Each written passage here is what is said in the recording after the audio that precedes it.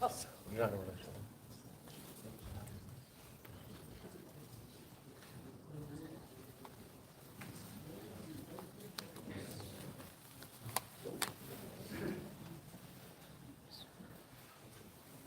أكبر الله أكبر الله أكبر الله أكبر أشهد أن لا إله إلا الله أشهد أن لا إله إلا الله أشهد أن محمدًا رسول الله أشهد أن محمدًا رسول الله حي على الصلاة حي على الصلاة حي على الفلاح حي على الفلاح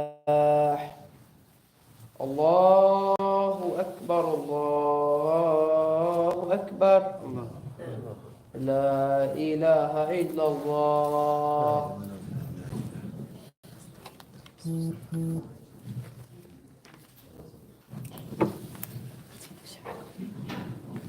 الحمد لله ثم الحمد لله الحمد لله نحمده ونستعين به ونستهديه ونسترشده ونعوذ بالله من شرور أنفسنا ومن سيئات أعمالنا من يهده الله فلا مضل له ومن يضلل فلن تجد له وليا مرشدا وأشهد أن لا إله إلا الله وحده لا شريك له وأشهد أن محمدا عبده ورسوله اللهم صل على سيدنا محمد وعلى آل سيدنا محمد كما صليت على سيدنا إبراهيم وعلى آل سيدنا إبراهيم وبارك على سيدنا محمد وعلى آل سيدنا محمد كما باركت على سيدنا إبراهيم وعلى آل سيدنا إبراهيم في العالمين إنك حميد مجيد أيها الإخوة الكرام أوصيكم وأوصي نفسي بتقوى الله وقد قال الله تعالى في كتابه العزيز أعوذ بالله من الشيطان الرجيم بسم الله الرحمن الرحيم إن الله يأمر بالعدل والإحسان وإيتاء ذي القربى وينهى عن الفحشاء والمنكر والبغي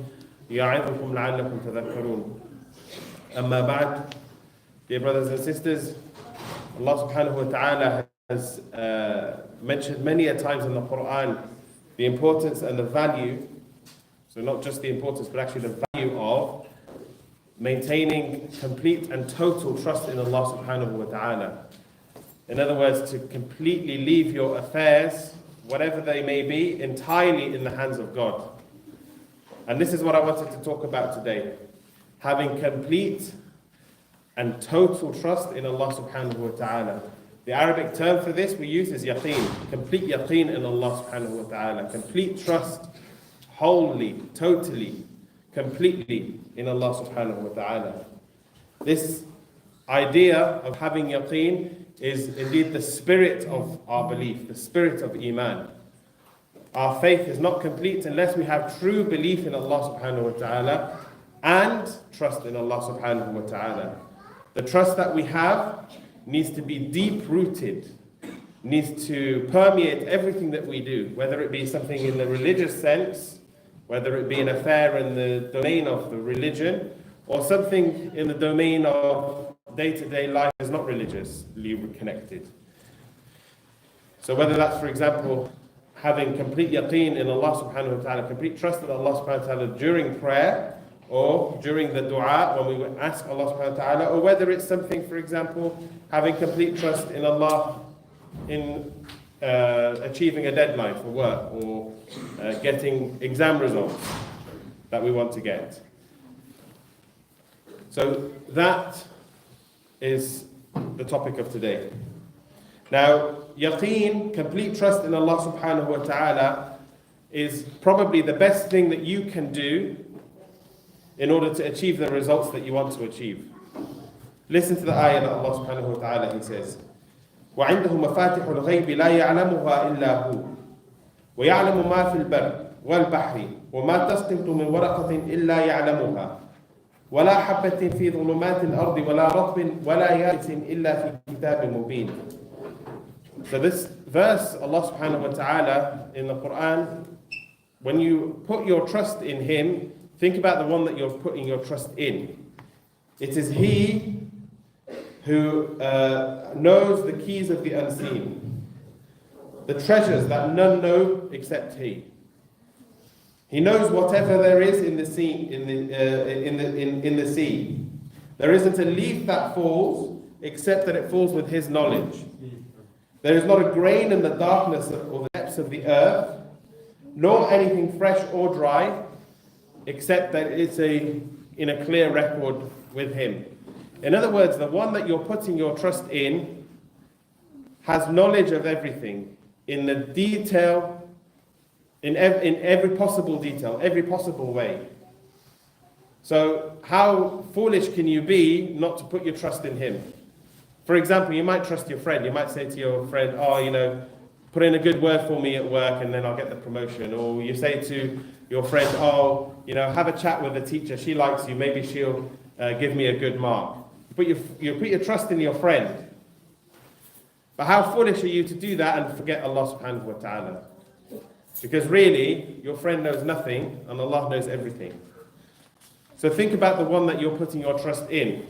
Because with that, you will start to put that trust in Him.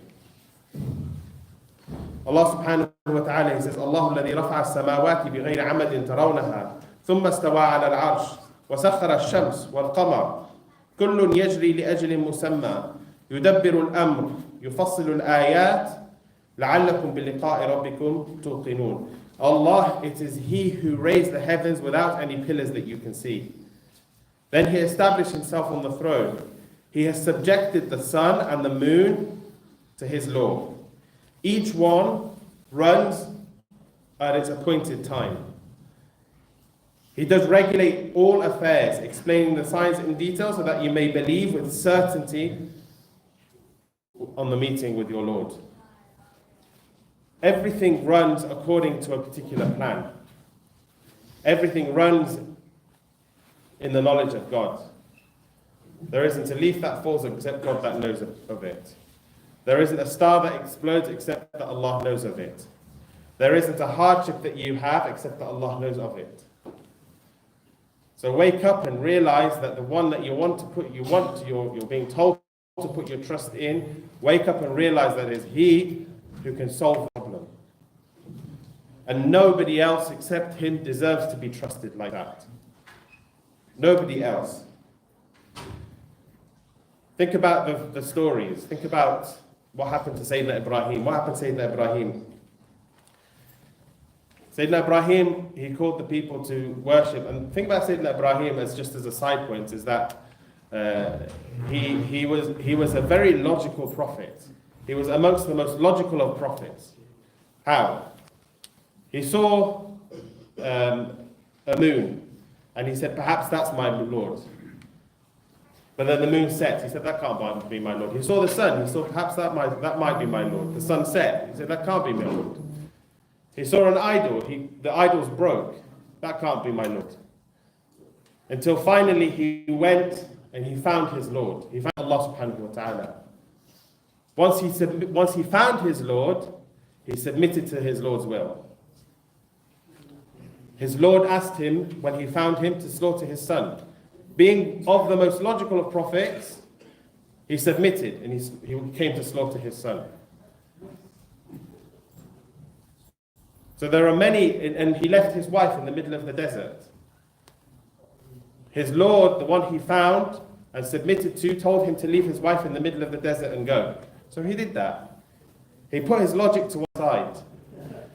So see how Allah then, he changed the laws of physics for him.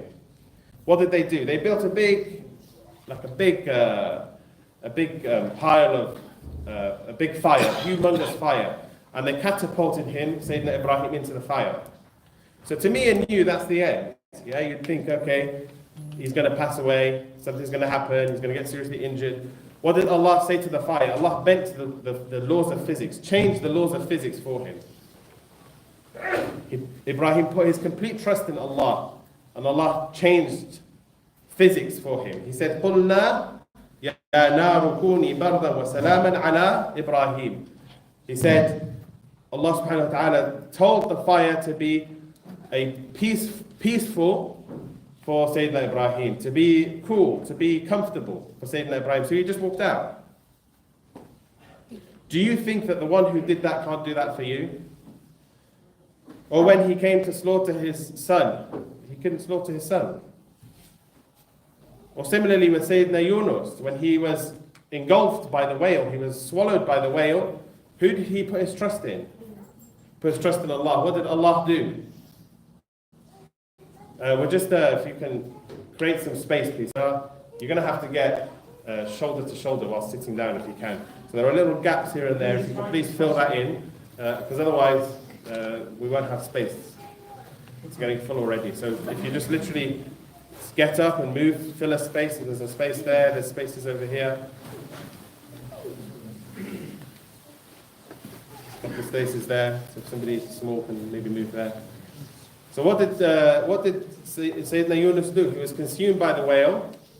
He was in a huge whale, in its stomach, in the middle of the sea, the depths of the sea.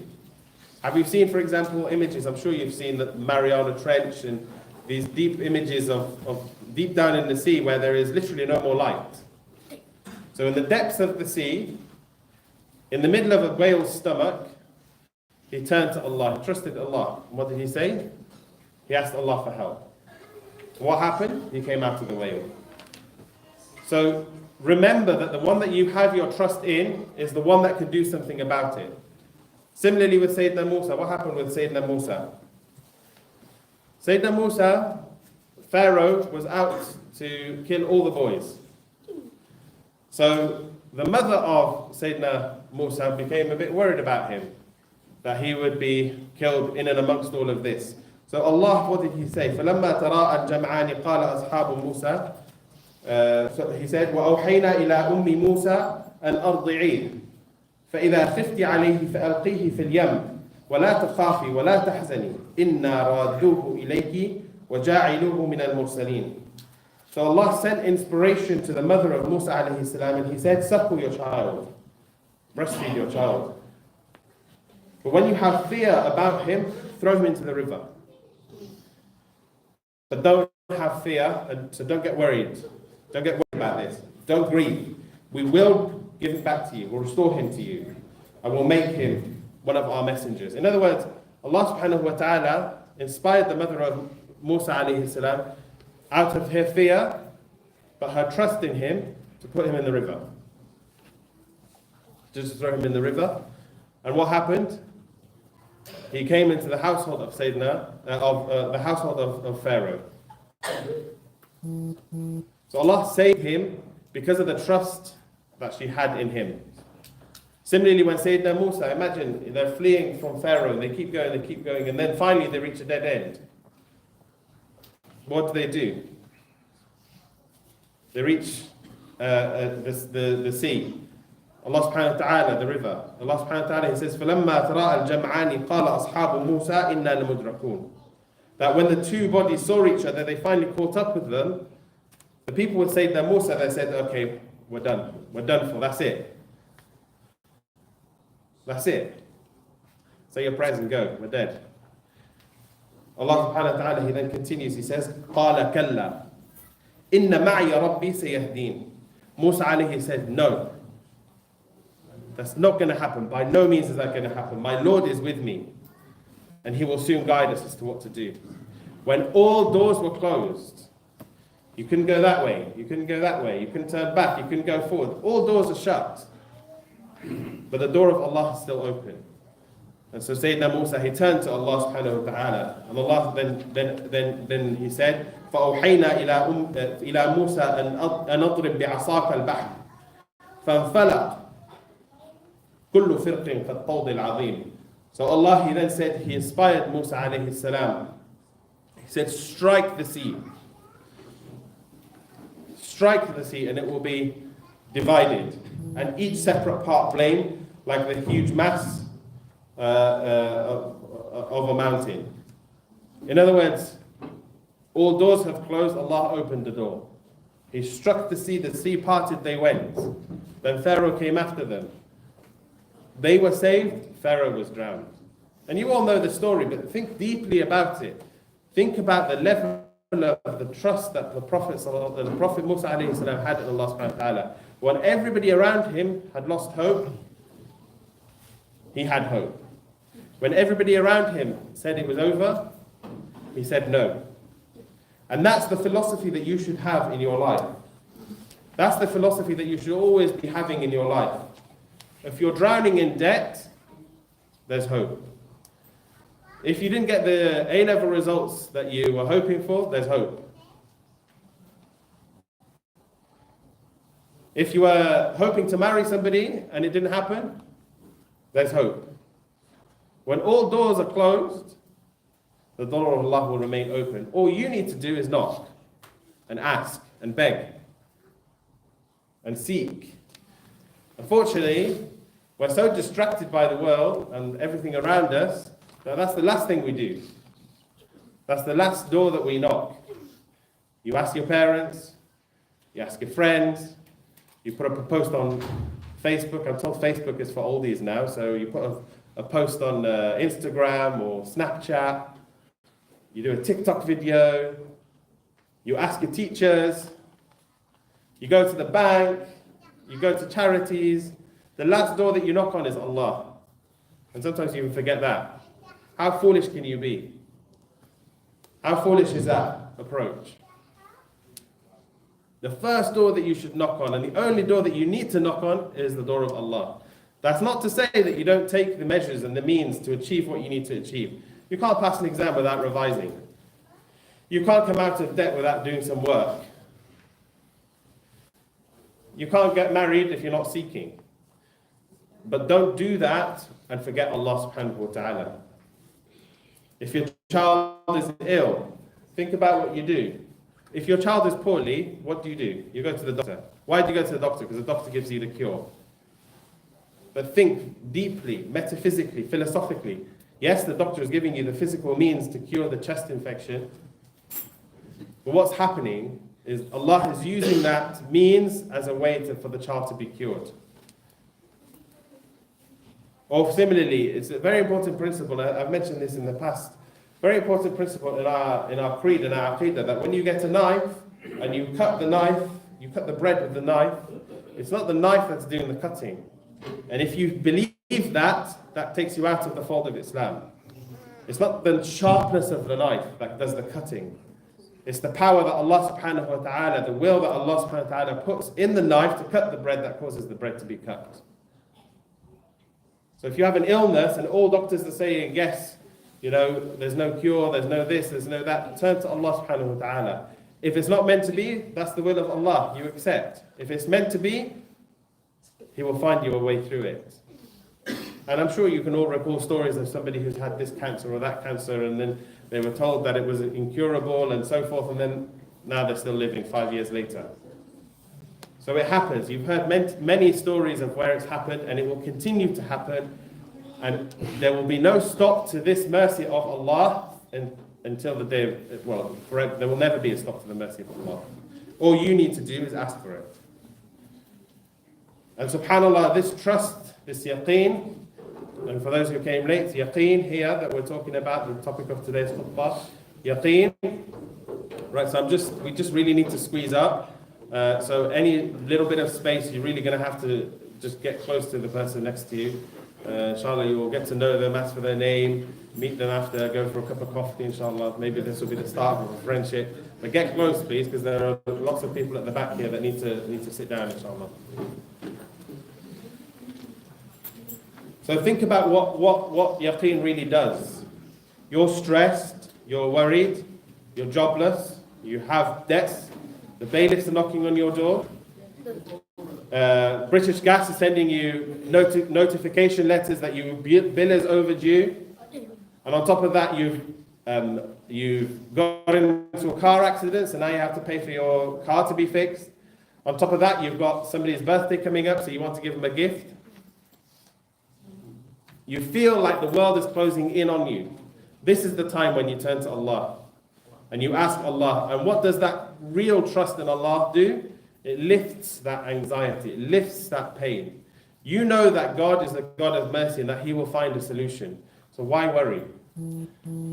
Why panic? Why, let's say, for example, you didn't get the A-level results yesterday that you were hoping for, and so therefore you're having to find a different route. You're no longer going to go into study medicine, and you really want to study medicine all your life. I mean, I have a friend that did this. He didn't get the results that he wanted. He went into finance, and now he's earning much more than me.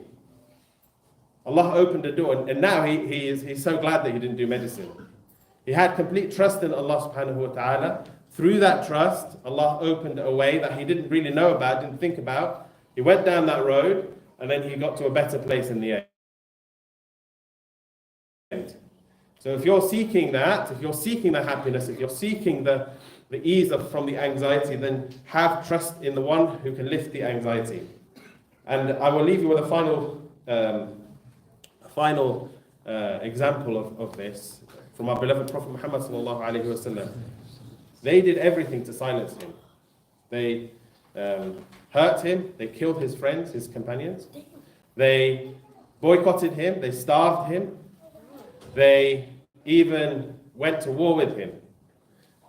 There came a point when in Mecca he just had to leave.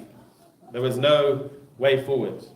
And so his companions went before him, his friends went before him. They migrated from one city to another until finally he made the move. He migrated from Mecca to Medina, but he didn't go the usual north to Medina. So if you're talking about, let's say I wanted to migrate to Liverpool because it's such a beautiful city and there's so much more opportunity there than there is in Birmingham, then I'd go north, go straight up to Liverpool. What he did, he went south.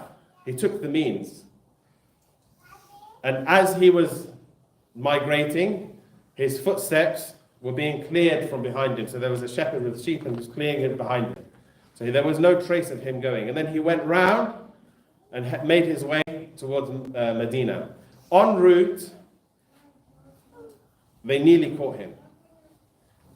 They went into a cave and they hid in the cave. And Sayyidina Prophet Muhammad sallallahu alaihi wasallam, he was with Sayyidina Abu Bakr as-Siddiq and had complete trust in Allah. So what did Allah do? He sent a spider, covered the entrance to the cave. He sent a bird, it nested on top of the cave. The disbelievers, they got to the cave.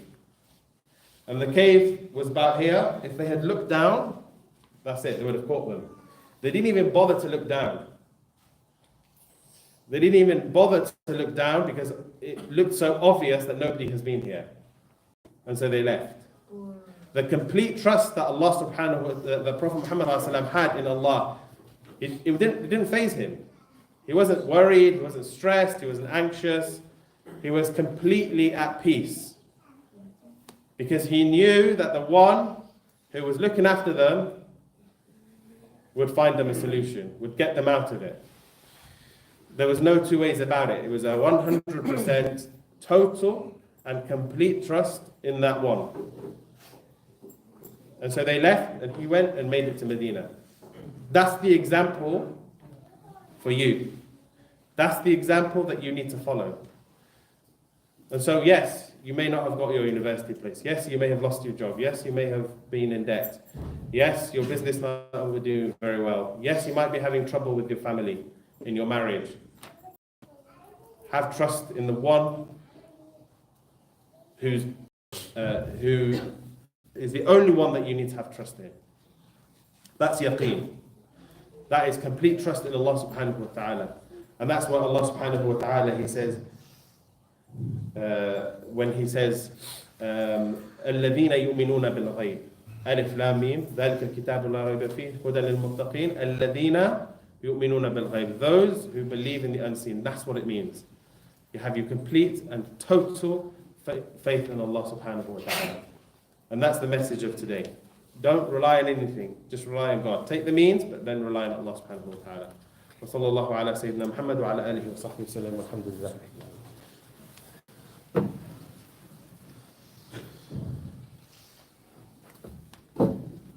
الحمد لله ثم الحمد لله نحمده ونستعين به ونستهديه ونسترشده، ونعوذ بالله من شرور أنفسنا ومن سيئات أعمالنا. من يهده الله فلا مضل له، ومن يضلل فلن تجد له وليا مرشدا. وأشهد أن لا إله إلا الله وحده لا شريك له، وأشهد أن محمدا عبده ورسوله. اللهم اغفر للمؤمنين والمؤمنات، المسلمين والمسلمات، الأحياء منهم والأموات. اللهم أرنا الحق حقا وارزقنا اتباعه، وأرنا الباطل باطلا وارزقنا اجتنابه. اللهم آت نفوسنا تقواها وزكها، أنت خير من زكاها، أنت ولينا ومولاها، فنعم المولى ونعم النصير. والحمد لله رب العالمين. عباد الله اتقوا الله وأقيموا الصلاة. الله أكبر الله أكبر.